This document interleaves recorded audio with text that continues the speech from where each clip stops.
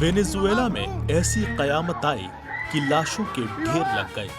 मलबे में फंसे लोगों की चीखें बाहर आ रही हैं जो कलेजा चीरने वाली है। एक के बाद एक दो भूकंप से धरती ऐसी कांपी कि देखते ही देखते शहर कब्रिस्तान में बदल गए। बुधवार शाम 6:34 और 6:35 पर आए भूकंप के ताकतवर झटकों से ऊंची ऊंची इमारतें ताश के पत्तों की तरह ढह गईं। महज 40 सेकंड के अंदर बरपे महाविनाश से आसमान धूल के गुबार से भर उठा और लोग घरों से बाहर बदहवास भागते दौड़ते नजर आए। ये बीते 100 साल से भी ज्यादा समय में देश के सबसे शक्तिशाली भूकंपों में से एक था। भूकंप के बाद रेस्क्यू टीमें तुरंत मौके पर पहुंची और मलबे में फंसे लोगों को बचाने का काम शुरू किया गया। सैकड़ों लोग जिंदगी और मौत की जंग लड़ रहे हैं। रेस्क्यू टीमें अभी भी मलबे में फंसे लोगों की आवाज सुन सकती हैं। रिक्टर स्केल पर इन भूकंप की तीव्रता 7.2 और 7.5 मापी गई। अमेरिकी भूवैज्ञानिक सर्वेक्षण ने बताया कि पहला भूकंप वेनेजुएला के कैरिबियन तटीय इलाके में मोरोन शहर के पास आया। ये वेनेजुएला की राजधानी काराकस से लगभग 168 किलोमीटर दूर है। यहाँ 13 किलोमीटर की गहराई में भूकंप आया। इसके कुछ मिनट बाद दूसरा भूकंप मोरोन से 16 किलोमीटर दूर और 10 किलोमीटर की गहराई में दर्ज किया गया। भूकंप के बाद 20 आफ्टर शॉक भी महसूस किए गए।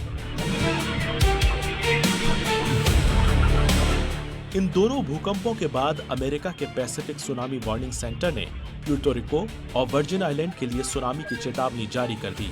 राजधानी कराकस समेत कई इलाकों में इमारतें पूरी तरह तबाह हो गईं। मलबे के बाहर खड़े लोग अपने रिश्तेदारों को ढूंढते दिखाई दिए। भूकंप के बाद राहत बचाव अभियान युद्ध स्तर पर शुरू कर दिया गया है। राहत बचाव दल के जवान मलबा हटाने के काम में जुटे हैं। तस्वीरें बता रही हैं कि भूकंप ने कुछ ही मिनट के भीतर किस कदर कहर बरपाया है। बेहद कम वक्त के अंतर में एक ही जगह दो बड़े भूकंप को दुर्लभ घटना माना जाता है। भूगर्भ वैज्ञानिकों ने इसे सिस्मिक डबलेट कहा है।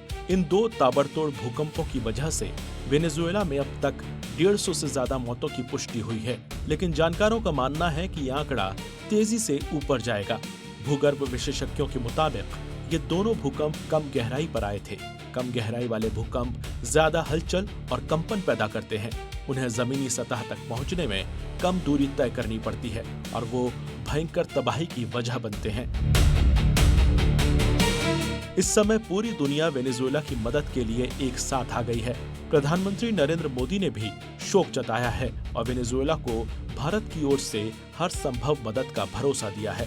देश की कार्यवाहक राष्ट्रपति रोड्रिगेज ने अंतर्राष्ट्रीय समुदाय से मिले समर्थन के लिए आभार जताया है। उन्होंने बताया कि अमेरिका, डोमिनिकन गणराज्य, अल सल्वाडोर, मेक्सिको और कतर ने रेस्क्यू टीमें भेजने की घोषणा की है। उन्होंने खास तौर से अमेरिकी राष्ट्रपति डोनाल्ड ट्रंप का धन्यवाद किया।